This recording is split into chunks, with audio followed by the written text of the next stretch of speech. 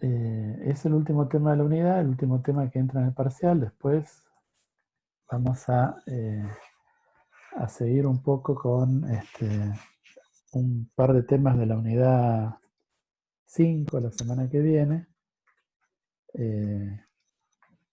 Las cosas de la unidad 5 en cierta medida, aunque por ahí en otro contexto, van a continuarlas eh, en la materia de cuarto año, en comunicación, tecnología y cultura. O muy probablemente lo hagan porque esa otra materia cambia bastante de año a año. Bueno, bien, nos queda charlar de estas cosas, de la identidad, del consumo, la ciudadanía, de cómo se relacionan, o cómo se relacionaron, o cómo se discutieron en forma relacionada un concepto con otro, especialmente desde mediados de los años 90 hasta los primeros años de este siglo.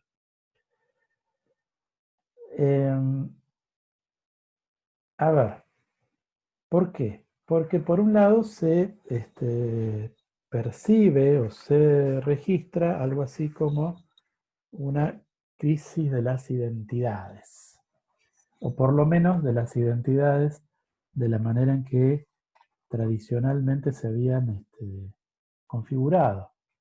Estamos hablando de identidades sociales o identidades culturales. Manuel Castells, un sociólogo español que ahora es ministro de Cultura de España, un sociólogo importante realmente, bueno, hemos hablado creo en Teorías de la Comunicación 1, posiblemente alguna referencia a Castells, él dijo en un momento que las identidades en Latinoamérica se configuraban como identidades proyecto. Es decir, como no como la emergencia de algo que de alguna forma ya existía o que las personas ya tenían, sino como una especie de meta a lograr o de objetivo a lograr. O sea, la identidad se planteaba como aquello que había que construir, no aquello que ya se tenía. ¿Por qué? Bueno, porque en América Latina al menos las identidades han estado muy fuertemente asociadas a la creación de los estados-nación. Y la creación de los estados-nación, de los estados nacionales en América Latina, ha sido cuando menos muy arbitraria. Piensen ustedes que bueno, todo esto lo estudiamos en algún momento en Historia Argentina, en la escuela, cuando analizamos o leímos algo acerca de cómo era América antes de los procesos revolucionarios del siglo XIX, o sea, cuando eran las colonias. Y bueno, lo que teníamos era toda una enorme colonia española que iba desde México, en realidad desde los estados del sur de Estados Unidos, que eran parte de México en esa época, hasta Chile y Argentina. O sea, todo eso tenía una unidad política, porque eran todos dominios del rey español. Y de hecho por eso todos hablamos español, ¿no? O sea, bueno, eso ya lo sabemos. Al mismo tiempo, esa unidad encubría una enorme diversidad, que era la diversidad de los pueblos originarios de América Latina. Muchísimos grupos étnicos que hablaban distintos idiomas, que tenían distintas religiones, que tenían distintas creencias, que se organizaban de forma diferente. Y entonces cuando los criollos emprenden sus proyectos de políticos de separación de la corona española, bueno, después terminan creando países, estados nacionales, pero esos estados nacionales, o sea, los límites que tienen son, bueno, relativamente recientes y bastante arbitrarios. O sea, para ponerlos más cercanos, Uruguay o Bolivia eran parte del mismo virreinato del Río de la Plata y perfectamente podrían haber sido parte del mismo país. Y bueno, distintos procesos políticos llevaron a que estuvieran en estados diferentes. Así que no existía algo así como la identidad argentina, la identidad boliviana, la identidad mexicana o la identidad uruguaya antes de estos procesos de emancipación política que son muy recientes. Por lo tanto, en realidad no es que éramos argentinos buscando un país, sino que se nos puso adelante, como si fuera la zanahoria, convertirnos en argentinos. En el caso nuestro, para colmo, con los procesos migratorios que también hicieron que esto fuera una mezcla todo mucho más fuerte. Dice nuestro conocido Néstor García Canclini, se estableció que tener una identidad equivalía a ser parte de una nación, una entidad espacialmente delimitada donde todo lo compartido por quienes la habitaban, lengua, objetos, costumbres, los diferenciaría en forma nítida de los demás. Esos referentes identitarios históricamente cambiantes fueron embalsamados por el folclore en el estadio tradicional de su desarrollo y se les declaró esencias de la cultura nacional. La chacarera, el gaucho, el mate. Aún hoy son exhibidos en los museos, se les afirma dogmáticamente en los discursos religiosos y políticos y se les defiende cuando tambalean mediante el autoritarismo militar.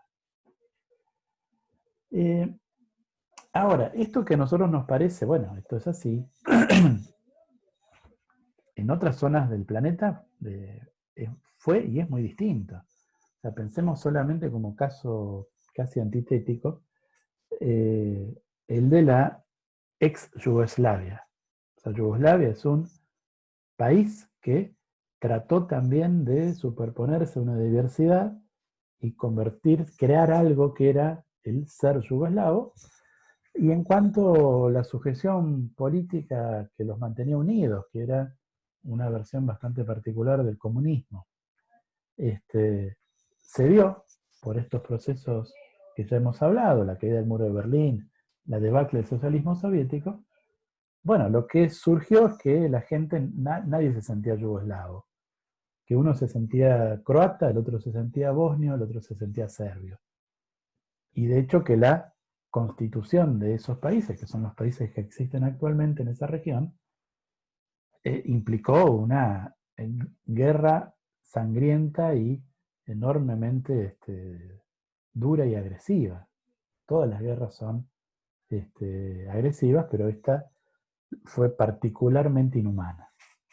Bueno, entonces ahí efectivamente había algo que no era lo que quedaba delimitado por el Estado-Nación, que era, por ejemplo, ser serbio. No había un Estado serbio y sin embargo había serbios. Acá uno dice, bueno, si no hubiera habido un Estado argentino, no habría argentinos. Bien, ahora, ¿por qué es importante pensar en cómo las identidades de esta parte del mundo son tan dependientes de los estados nacionales? Porque lo que sucede en los años 90 es que se vuelve evidente un proceso que ya tenía su cola, que es el proceso de la globalización. ¿Sí? Se habla mucho de globalización. La globalización implica la unificación a escala planetaria, a escala mundial, de cosas. ¿Sí? De hecho, esa sería, bueno, precisamente la definición de globalización, el funcionamiento en tiempo real a escala planetaria. O sea, el funcionamiento de algo, de algún sector de la vida social o económica, de manera simultánea, eso quiere decir en tiempo real, y en todo el planeta. Bueno, para que esto pudiera darse, hubo dos requisitos que hubo que cumplir. El primero fue una revolución científico-técnica, el desarrollo de nuevas tecnologías, el desarrollo de Internet, cosa que, fíjense, va a depender de algunos fenómenos que hemos mencionado, la crisis del petróleo en 1973, el incremento de la Guerra Fría, de la apuesta de la Guerra Fría por parte de los gobiernos neoconservadores de Estados Unidos, especialmente en los años 80. Todo esto va a llevar a un desarrollo exponencial de las tecnologías basadas en la informática, en la microcomputación y en la informática. Primero, sectores militares, en sectores industriales, después pasando a los sectores del consumo masivo.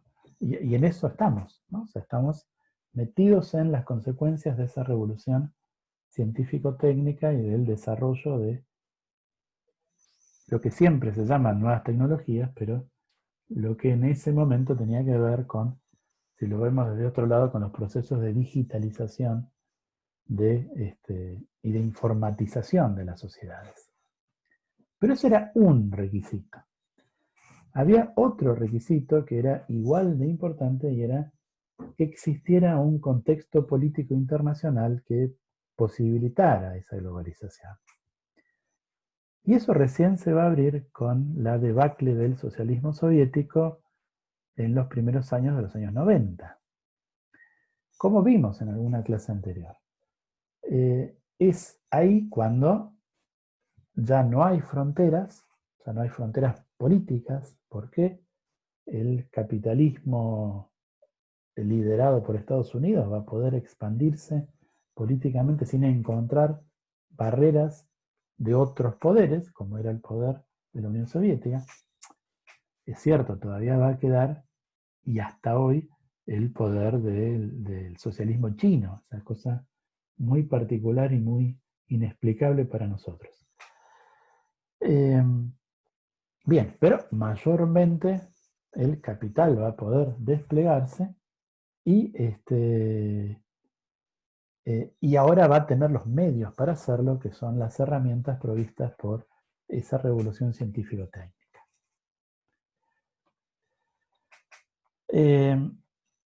Bueno, ¿quién se globaliza? No todos los sectores de la economía se globalizan, sino que básicamente son estos dos sectores, los mercados financieros, una parte importante del comercio mundial, pero no todo el comercio mundial, y lo que se llama la inversión extranjera directa, que es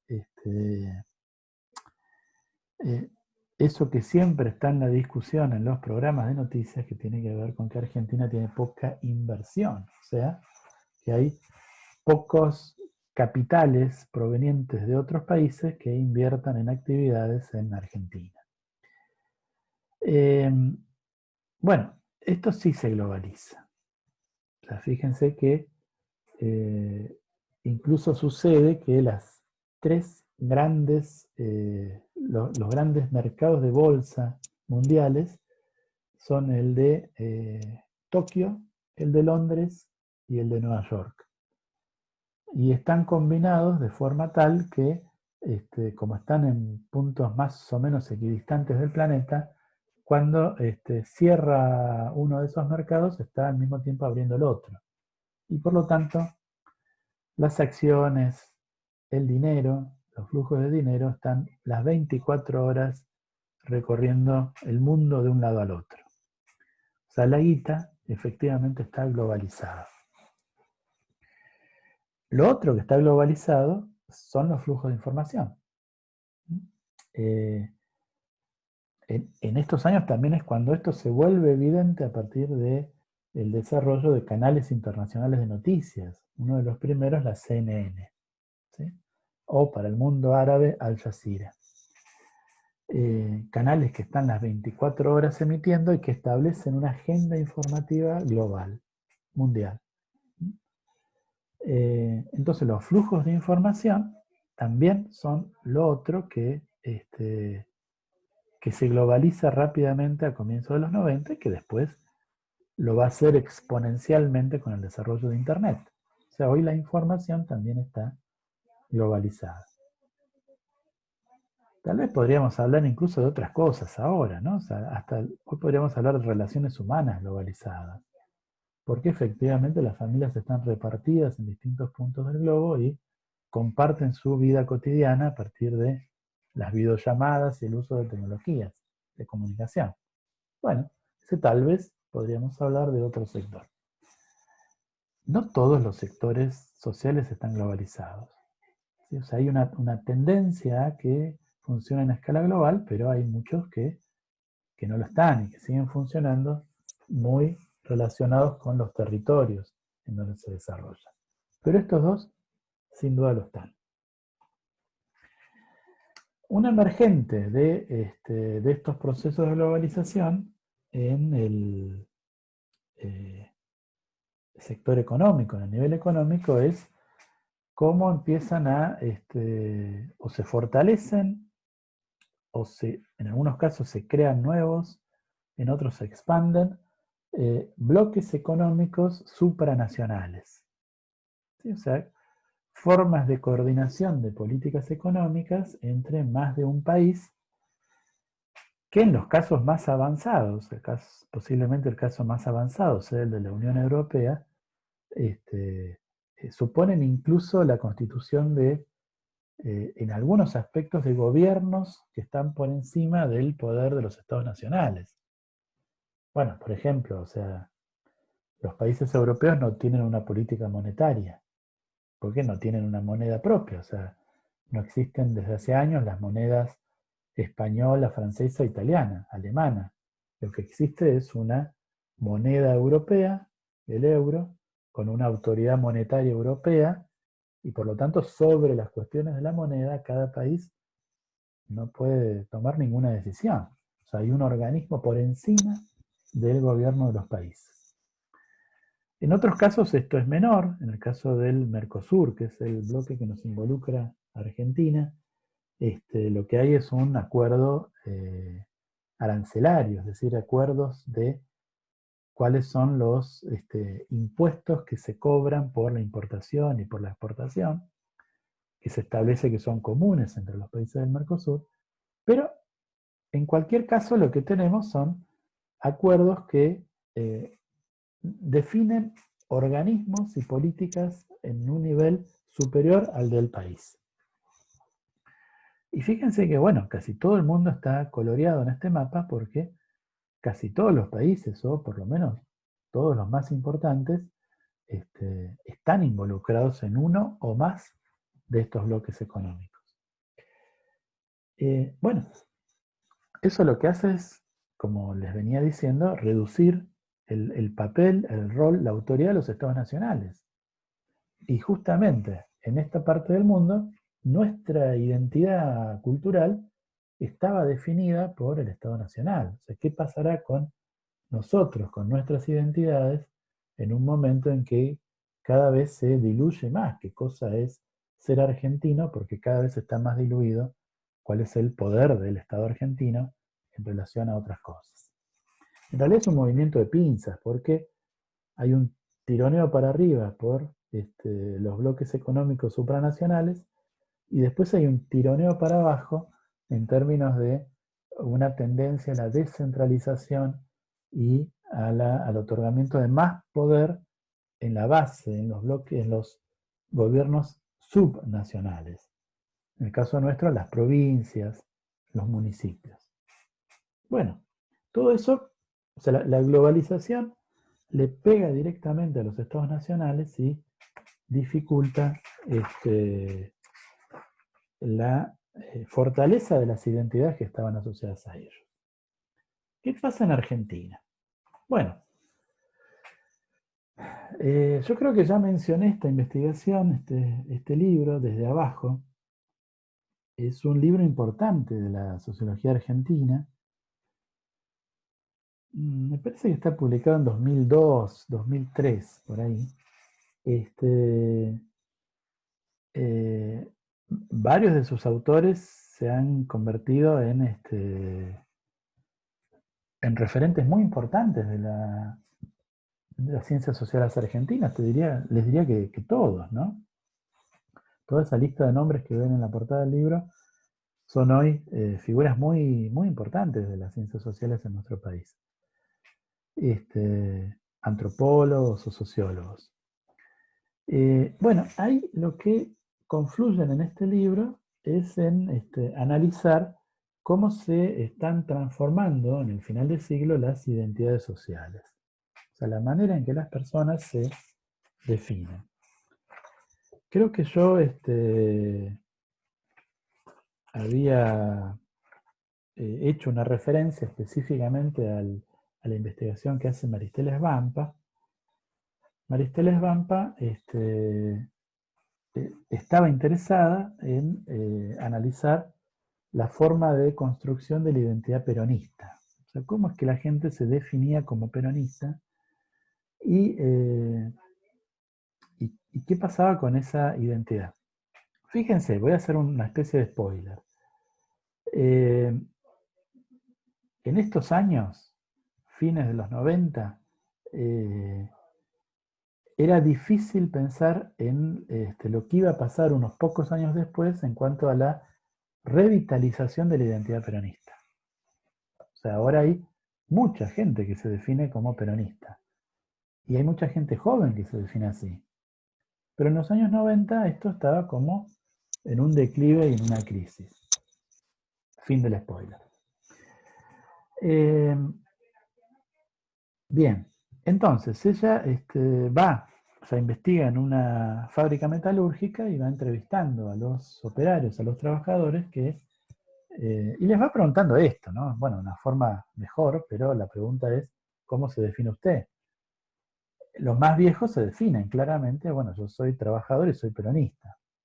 Pero los más jóvenes tienen una mayor diversidad y un mayor escepticismo, hasta que el más joven de la muestra, un tal Roque, cuando le pregunta, ¿y vos cómo te definís? Roque le contesta, yo soy heavy metal. Dice Svampa, el universo relacional de Roque es una suerte de comunidad emocional en la cual se gestan, se afirman y cambian las identidades, cada vez más fragmentarias, relativas y flotantes en el seno de diferentes tribus urbanas. El caso de Roque ilustra la apelación a una definición identitaria a través de los consumos culturales, que termina por disolver aquellos escasos elementos que remiten a una cultura popular peronista y a una conciencia obrera como ejes posibles desde los cuales organizar una representación colectiva del trabajo y de la identidad social. Y concluye Svampa, a la sombra de la crisis del peronismo y sus dificultades de transmisión generacional en el mundo obrero, pudimos adentrarnos en una de las problemáticas mayores de la época moderna, el fin de las identidades fuertes y el ingreso a una era en la cual las identidades son más efímeras y parciales, más fragmentarias y menos inclusivas. Creo que hablamos de esto cuando hablamos de no me acuerdo si hablamos del momento de la crisis de la representación, en Argentina creo que sí, y ese momento de crisis de la representación, uno diría es la forma de entrarle al problema desde la política, desde la ciencia política, pero si uno lo hace desde la sociología y desde la sociología cultural, el mismo problema se encuentra con esto, con que las personas definen sus identidades cada vez menos en términos de esos macro sujetos como la clase social, y más a partir de otro tipo de cosas que tienen que ver con estilos de vida, con gustos musicales, con pautas subculturales y con consumos, con maneras de intervenir en el mercado apropiándose de cosas. Bueno, a renglón seguido, Svampa lo que va a analizar es ya no una forma de identidad que en estos años estaba en declive, que era la identidad peronista, sino una forma nueva de construcción de la identidad de sujetos muy cercanos en la posición estructural, que va a ser la identidad piquetera. O sea, la gran novedad de los últimos años de 90 y los primeros años de este siglo es el piqueterismo como movimiento social, político, y su forma de construir poder y su forma de actuar, de protestar y de negociar con el Estado. O sea, constituyendo un sujeto político que Svampa también analiza de una forma muy lúcida. Entre el piquete y el barrio se llama, creo, el libro que ella publica sobre los piqueteros. Bueno, ahora, me interesa una cosa en particular, que es esta cosa que acá aparece esbozada. No, en la cita que leí, el caso de Roque ilustra la apelación a una definición identitaria a través de los consumos culturales. ¿Mm? O sea, la idea que va a empezar a dar vuelta es que la manera en que las personas definen sus identidades es a partir de los consumos y a partir de las interpretaciones que hacen de las cosas, de los signos. Y esto tiene mucho que ver con la noción que había inaugurado la teoría literaria, pero de la cual se habían apoderado los estudios culturales, de las comunidades de interpretación, definidos así: segmentos de consumidores, fíjense que vuelve a aparecer la idea del consumo, que se pueden comprender como comunidades constituidas a través de una predisposición para generar significado a través de actos interpretativos similares. Así lo llama Klaus Jensen. Y uno podría decir, bueno, así tenemos, no sé, los seguidores del manga. Bueno, son una comunidad de interpretación. Consumen determinado tipo de productos y tienen interpretaciones parecidas porque las van construyendo en común y definen eso como una parte importante de su identidad social o cultural. Y en el otro extremo tendremos los folcloristas y después tendremos, bueno, los heavy metal y tendremos los, qué sé yo, hinchas de River. O sea, un montón de formas de construir identidad a partir de interpretar de manera común ciertos repertorios de signos. Bueno, la intervención que por ahí más nos interesa en esta discusión es la que hace nuestro viejo conocido Néstor García Canclini, que publica en 1995 este libro, Consumidores y Ciudadanos, que es un libro polémico, digamos así. Es posiblemente el que más ha circulado en América Latina, tal vez tal vez Culturas Híbridas, pero este se ha discutido más. Él arranca el libro así, dice: este libro trata de entender cómo los cambios en la manera de consumir han alterado las posibilidades y las formas de ser ciudadano.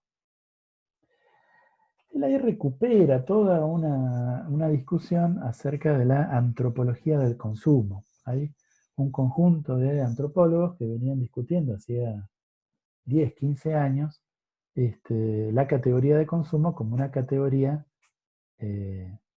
útil, importante para los estudios de la cultura. Y en esa recuperación, estos antropólogos, Douglas, Isherwood, Arjuna Padurai, un antropólogo indio norteamericano, hacen estos señalamientos. Primero, se distancian de los enfoques higienistas. A eso se refiere a aquellos que plantean la existencia de que hay necesidades esenciales y después consumos superfluos.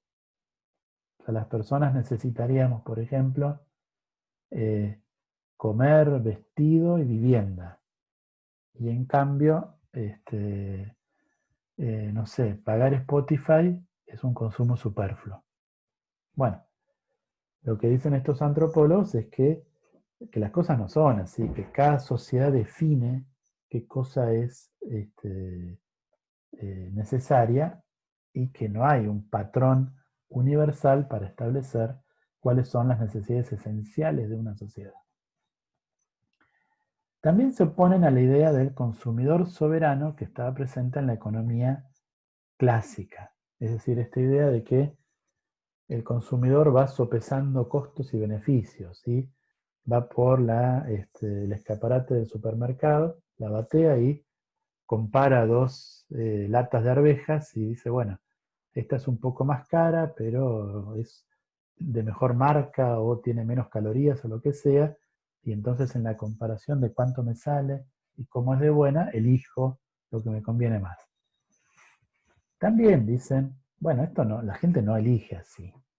O sea, la forma en que las personas definen una parte importantísima de sus consumos es como formas de manifestación identitaria. O sea, yo me compro algo porque con comprarme eso lo que hago es una definición de quién soy o de quién quiero ser.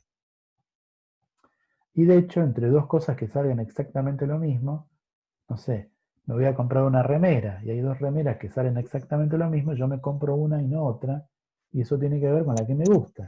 Y el gusto, el estilo, también está definido socialmente y se relaciona con los grupos de pertenencia o los grupos a los que quiero pertenecer. Entonces, cada acto de consumo se debe leer mejor en relación a una cuestión sociocultural. Dicen dos de estos antropólogos que García Canclini eh, retoma en su discusión, en lugar de suponer que los bienes son fundamentalmente necesarios para la subsistencia y el despliegue competitivo, asumamos que son necesarios para hacer visibles y estables las categorías de una cultura. Los bienes materiales proporcionan alimento y vestido y ello debe ser bien comprendido. Sin embargo, todo parece indicar que al mismo tiempo las mercancías tienen otro importante uso. Sirven para establecer y mantener relaciones sociales. En ese sentido es que dicen ellos, Douglas y Isherwood, haciendo referencia a un pasaje de la obra de Levi-Strauss, el gran antropólogo estructuralista, que el consumo sirve para pensar. Y ese es el título del artículo de García Canclini. El consumo sirve para pensar. ¿Por qué sirve para pensar? Bueno, porque sirve para que las personas, mediante el consumo, obtienen significado, construyen significado. Y además, García Canclini hace el doble juego, mirar el consumo sirve a la antropología, a la comunicología, sirve para pensar lo que está pasando en las sociedades del final del siglo XX. ¿Qué cosas se pueden pensar en esos procesos? Bueno, que el consumo siempre define una distinción entre nosotros y ellos. Lo que yo venía diciendo, ¿no? O sea, cuando uno consume establece una forma de adscripción a un grupo al que pertenece o al que quiere pertenecer. Esto es muy obvio en los consumos culturales, ¿no? El tipo de música que escucho, el tipo de serie de televisión. Pregunto, ¿qué serie de televisión puedo ver o qué programa de televisión puedo ver? Y lo pregunto a las personas con las que yo me parece que somos parte del mismo grupo. El grupo que mira series de escandinavas de asesinatos. Y es distinto al grupo que mira telenovelas turcas. ¿Sí? Bien. Entonces defino ahí un tipo de consumo y en la sucesión de consumos voy construyendo una identidad. ¿Sí? Un nosotros. Nosotros somos los que consumimos y entendemos estas cosas. Otros son, ellos son los que no las consumen o no las entienden. ¿Sí? Este tipo de música que a mí me gusta y para el otro es ruido. Bueno, el otro, para el otro es ruido porque no la entiende. Es un ello. Y en cambio, los nosotros somos los que entendemos este tipo de música, sea trap, sea rap, sea cumbia electrónica. ¿Sí? Y la valoramos.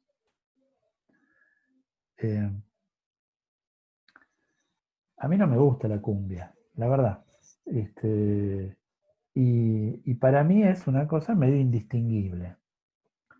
Una vez, volviendo de Caleta, había un muchacho haciendo dedo, lo levanto, y era un cantante, venía a Comodoro a practicar a ensayar con su grupo, era el cantante de un grupo de cumbia. Bueno, en el viaje de Caleta a Comodoro me dio una clase de la historia de la cumbia, de los diferentes estilos y subestilos de la cumbia, de los diferentes referentes de la cumbia.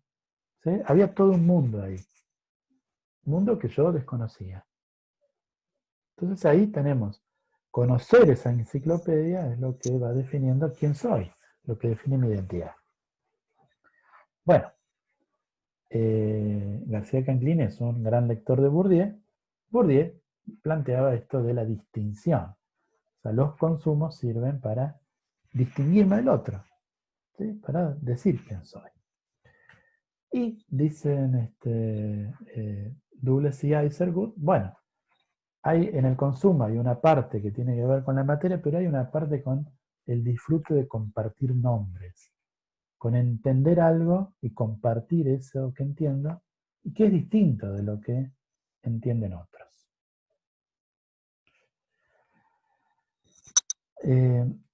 Creo que esto está terminándose. A ver, un poquito más, 2 minutos.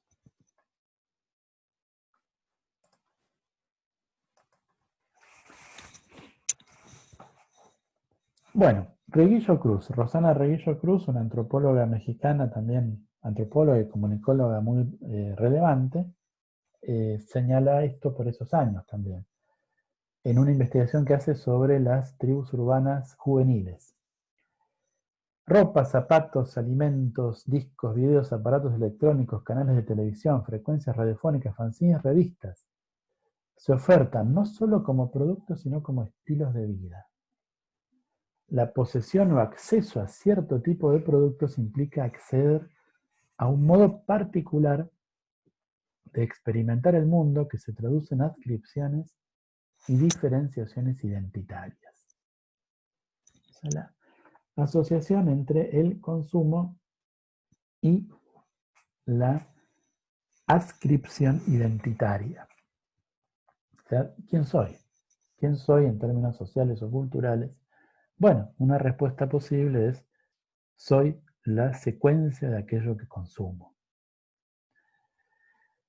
¿Qué es lo que va a ser discutido de esto? Bueno,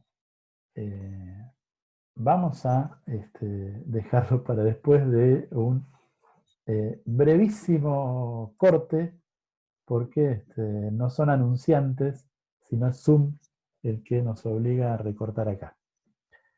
Quedan 30 segundos, así que corto acá la reunión y volvemos enseguida, porque no queda casi nada.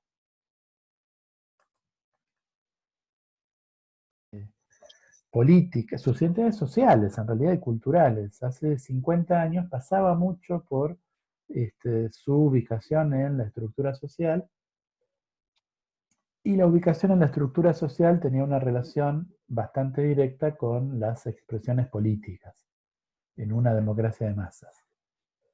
Es cierto, en los países europeos mucho más marcado que en un país como Argentina, donde todos los grandes partidos políticos fueron partidos de concepción movimentista, y eso lo que quiere decir es que no tenían una relación directa con una clase, sino que trataban de abarcar varias clases sociales o a personas o votantes de distintas clases sociales. Pero de cualquier manera, la definición política y social estaba muy relacionada con la definición identitaria. Y eso, bueno, a medida que avanza el siglo XX, mucho más en la actualidad, es más difícil de establecer así, ¿no? O sea, hay los vectores por los cuales las personas definen sus identidades son mucho más variados. Puede ser que sean los políticos o los sociales, pero también hay mucho que tiene que ver con los vectores culturales. Y en este momento del que estamos hablando, el momento del pasaje del siglo XX al siglo XXI, esto parecía más fuerte todavía, ¿sí? O sea, la política de finales del siglo XX y comienzo del XXI no interpelaba muy claramente, muy decididamente a los ciudadanos en un país como Argentina, sino que había todavía una cosa mucho de distancia. Después, bueno, posiblemente no sé si él, pero uno de los grandes méritos del kirchnerismo fue justamente volver a articular las demandas sociales con las expresiones políticas. que lo hizo primero desde su propia posición, pero que de alguna forma habilitó también otras posiciones. Lo que quiero decir es, eh, el tipo de relación un poco más directa entre expresiones políticas y ciudadanos que hay hoy en el kirchnerismo, pero también en el macrismo, este, supone un tipo de relación un poquito más directa que la que había hace 20 años. Bueno, pero no nos metamos en eso. Ahora, el libro de García Canclini se llama Consumidores y Ciudadanos. Y la frase que abría el libro y que yo leí decía: este libro trata de entender cómo los cambios en la manera de consumir han alterado las posibilidades y las formas de ser ciudadano. O sea, García Canclini establecía una relación muy directa entre el consumo y la ciudadanía. ¿De qué estamos hablando cuando hablamos de ciudadanía? Bueno, hay una evolución que tradicionalmente establece la ciencia política de la ciudadanía entre la ciudadanía civil, la ciudadanía política y la ciudadanía social. O sea, como que en el desarrollo de las democracias modernas, primero lo que se consigue es la ciudadanía civil, que eso implica, bueno, por ejemplo, que el monarca no pueda, porque se le ocurre venir y apresarme y ajusticiarme, o sea, los derechos personales, el derecho a la vida, a moverme por el territorio, a ganarme la vida de manera lícita, todo eso. En un momento posterior, la pelea es por la ciudadanía política, es decir, el derecho a intervenir en las decisiones políticas, y eso se traduce habitualmente por el hecho de que los gobernantes se elijan por el voto popular, una persona, un voto.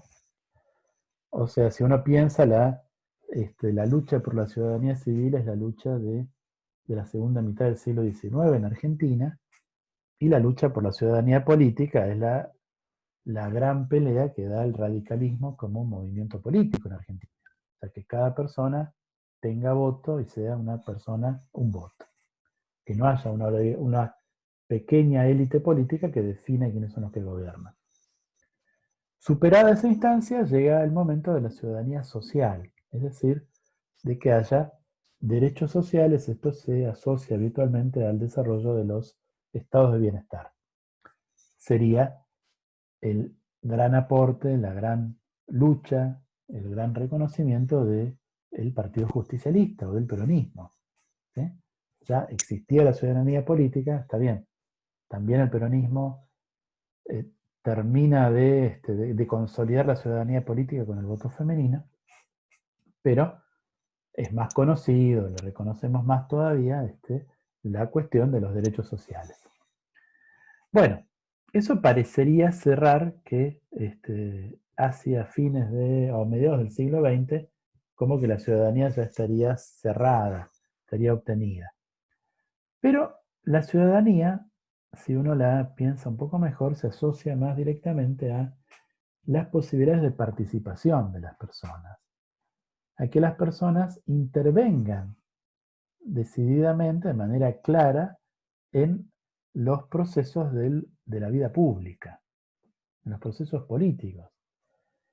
Y ahí no es suficiente con la ciudadanía civil, política y social, y mucho menos cuando los estados de bienestar entran en crisis en las últimas décadas del siglo XX y cada vez tienen menos capacidad de ofrecer ese piso de beneficios sociales que permitía otro tipo de acciones en las personas.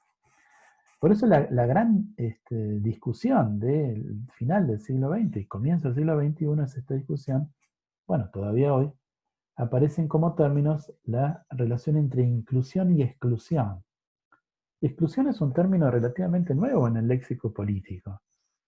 No se hablaba de exclusión en la década del 80. O sea, se empieza a hablar de exclusión en la década del 90 Porque lo que tenemos son cada vez grupos mayores de personas que quedan ¿por fuera de qué? Se pregunta García Canclini. Bueno, por fuera del piso de consumo que se necesita para ser ciudadano de una sociedad moderna. O sea, la pelea de los movimientos desocupados es, por un lado, la pelea por reincorporarse al mercado de trabajo, pero más centralmente es la pelea por llegar a el tipo de consumos que se considera mínimo para poder ser un ciudadano en esta sociedad. O sea, cuando uno está excluido, de lo que está excluido es de la sociedad, pero la forma concreta de esa exclusión tiene que ver con que uno no tiene cosas que los demás tienen. Esa es la ligación que García Canclini plantea entre la ciudadanía y el consumo. O sea, el consumo supone la forma que tienen las sociedades modernas, dice él, de acceder a la ciudadanía. Bueno, esa idea es la idea que ha sido muy discutida porque algunos le han achacado que es una forma demasiado en sintonía con la manera en que el neoliberalismo de la década del 90 quería considerar a los ciudadanos. ¿Cómo qué? Como consumidores. O sea, uno es ciudadano en un orden neoliberal en función de lo que compra. Y de alguna manera García Canclini parecería estar suscribiendo esto. Para una gran parte de las personas, ser ciudadano es tener derecho a poseer aquello que otros poseen, dice García Canclini. Ahora, entre otras cosas que algunos poseen y otros no poseen, él señala, y después se va a hacer mucho más evidente el tema del acceso a la información y el acceso a las tecnologías de información. Lo que al final del siglo XX se va a conceptualizar como la brecha digital. La idea de brecha digital es una idea que ha evolucionado desde en los últimos 25 años. Todavía se habla de brecha digital, aunque se habla de generaciones en la brecha digital. Pero todavía en ese momento se está hablando en términos bastante duros del el acceso a los dispositivos y a la conectividad necesaria para formar parte de la sociedad de la información o no formar parte de esa sociedad. Fíjense, cómo hay una brecha digital, los distintos gobiernos, y esto ha sido muy significativo en América Latina, en los años que van más o menos a partir de los últimos años de la primera década del siglo XXI, van a establecer políticas para reducir esta brecha digital. Y esas políticas para reducir la brecha digital, ¿cómo se van a denominar? Políticas de inclusión digital. O sea, vuelve ese término, incluir. O sea, lo que cierra las brechas, lo que permite que las personas estén adentro de la sociedad, es políticas de inclusión. De inclusión que puede ser social, económica, pero para lo que nos interesa acá, de inclusión digital. Pero bueno, eso ya lo podremos registrar mejor con algunas de las discusiones de la última unidad, ¿sí? Que ya vamos a tratar cosas de este siglo XXI. Bien, Yo tengo una duda. bien. ¿A qué hace referencia con inclusión digital? Mira, a ver, por ejemplo, una cosa por ustedes conocida, las políticas de inclusión digital, la principal en Argentina es el Conectar Igualdad. O sea, cuando se habla de inclusión digital, se habla de ese tipo de cosas, o sea, que tienen que ver con que las personas que no tienen computadoras tengan computadora, las personas que no tengan internet tengan internet. A ver, ¿cuál es la idea? La idea es que en una sociedad moderna vos necesitas esas cosas para ser parte de la sociedad. Y si no las tenés, bueno, el Estado debería proveértelas. Después es toda una discusión si eso es suficiente, si funciona, si no funciona. Bueno, hay mucho para discutir ahí.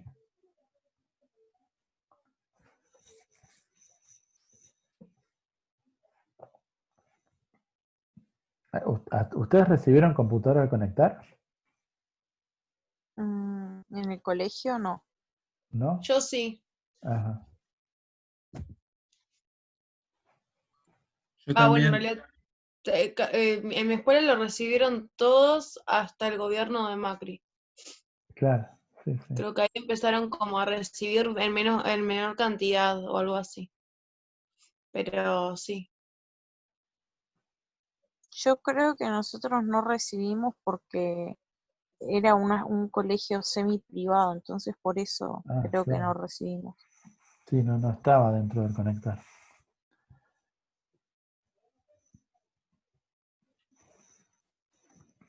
Bueno, pero fíjense que casi todos los países de América Latina tuvieron políticas así. El Conectar Igualdad fue una de las más ambiciosas, pero políticas de equipamiento en la escuela hubo en casi todos los países. En Uruguay fue, ¿no?, bastante famoso, el Claro, Plan el caso, Ceibal. sí, sí, el plan Ceibal es el caso más reconocido, que tiene más continuidad y que abarcó más niveles educativos también, ¿no? Porque abarcó todos los niveles. El Conectar Igualdad estaba centrado en educación media. Mm. Pero Uruguay es más Pero chiquito. esto de la brecha digital sería a nivel comunicacional, no a nivel en sí de sociedad, digamos.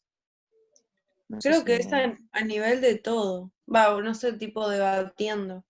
Eh, tengo en un mundo que está globalizado y prácticamente todo digitalizado y que pasa todo por con una computadora o un celular, no tenerlo hace que estés totalmente excluido de.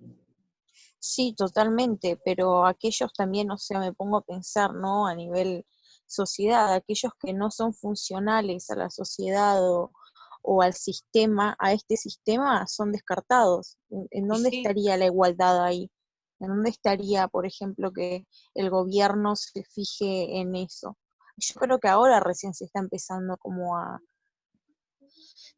ver o Pero a buscar esa igualdad y que es más que nada a partir de la comunicación alternativa y cosas así. No sé si tiene que ver o si estoy asociando mal, digamos, por ahí las categorías teóricas con esto, o pero no cuando tiene vos nada que ver decís, lo que estoy planteando. Rita, cuando vos decís que son descartados, ¿a qué te referís? Y a que, pues, sobre todo cuando pasan problemáticas sociales o cosas así, no llega, digamos, a una masividad de todos, no nos enteramos todos, nos enteramos como por ejemplo, no sé, los casos de muertes que hubieron en las villas y no sé, un montón de cosas así, de ese target, digamos, que fueron pasando que no te enterás, no prendes el tele y está eso al alcance de la información. Va Sí. saltando con páginas alternativas, con las redes sociales y eso. Mirá, a ver, hay muchísimas brechas que uno puede eh, pensar, ¿no? O sea, una brecha es, bueno, ante determinada cosa que resulta útil para las personas y en algunos casos que puede ser necesaria, bueno, algunos tienen esa cosa y otros no la tienen. La información, como decís vos, Rita, es una de las cosas en las cuales uno puede plantear que hay una brecha. Después habría que explicar por qué se da esa brecha, o sea, por qué algunos tienen información y otros no. Algunos tienen educación y otros no, algunos tienen agua potable y otros no. Entre las muchas brechas posibles, con la difusión de Internet, aparece esto que se llama brecha digital. No es cualquier brecha, sino la brecha digital. Igualmente ahí no hay una sola brecha. Cuando se habla de brecha digital se habla de unas cuantas cosas diferentes. Por ejemplo, al comienzo se hablaba de la diferencia entre países. O sea, vos tenías, no sé, los países europeos tenían, qué sé yo, una computadora con internet cada 2 habitantes, y en los países del tercer mundo había una computadora con internet cada 50 habitantes.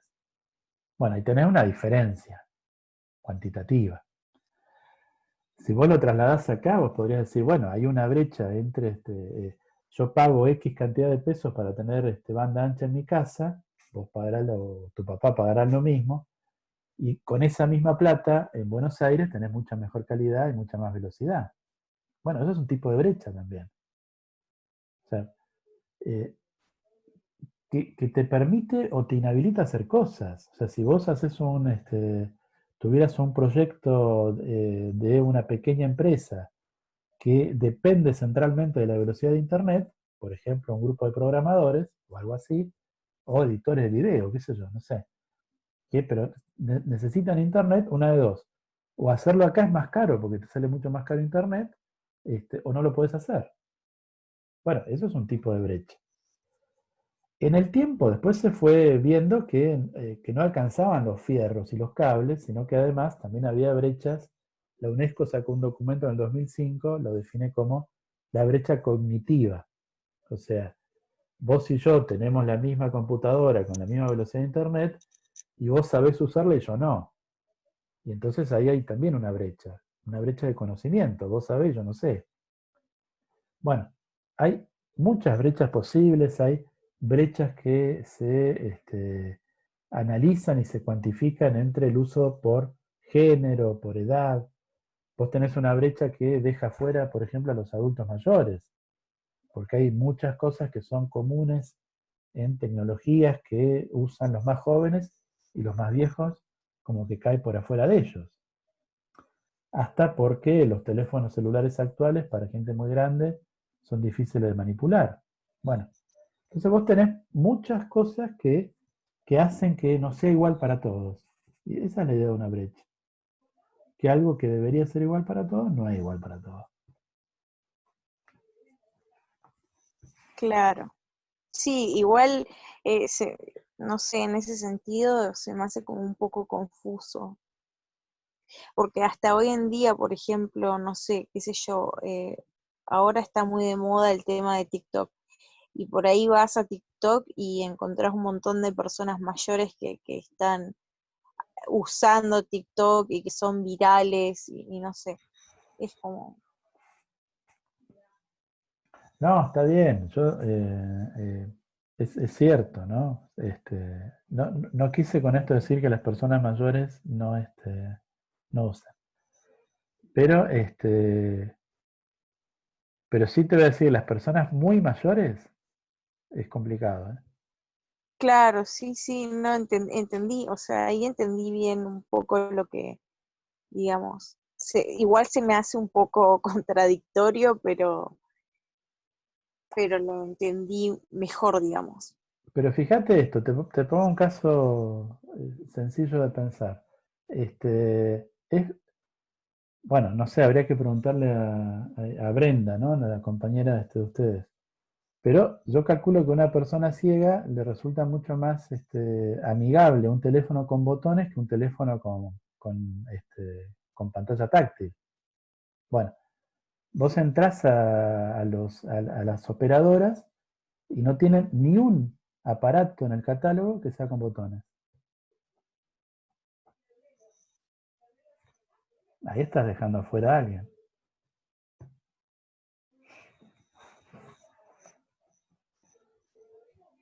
Claro, sí, totalmente. Sí, sí, sí. Igual de la brecha digital hay ríos de tinta escritos. Y de hecho, perdón, hubo una cumbre mundial organizada por las Naciones Unidas para discutir la brecha digital. en el año 2003 y 2005. La Cumbre Mundial de la Sociedad de la Información, el tema principal de discusiones fue la brecha digital. Y Luis, y hoy con la pandemia se ve reflejado también la brecha digital, que no todos tienen acceso a tener una computadora o a tener internet. Entonces hoy también se ve reflejado esa brecha en la sociedad. Y el caso de los adultos mayores se vio con el tema del cobro en los bancos, que les decían que saquen los turnos por internet y no sabían cómo hacerlo. O sea, eso es un ejemplo concreto de lo que pasó, de lo que estamos viviendo. Yo tuve que hacer trámites para un montón de personas conocidas que no saben manejar internet, ni el celular apenas lo atienden y nada más. Ni tienen 70, ponele. Pero no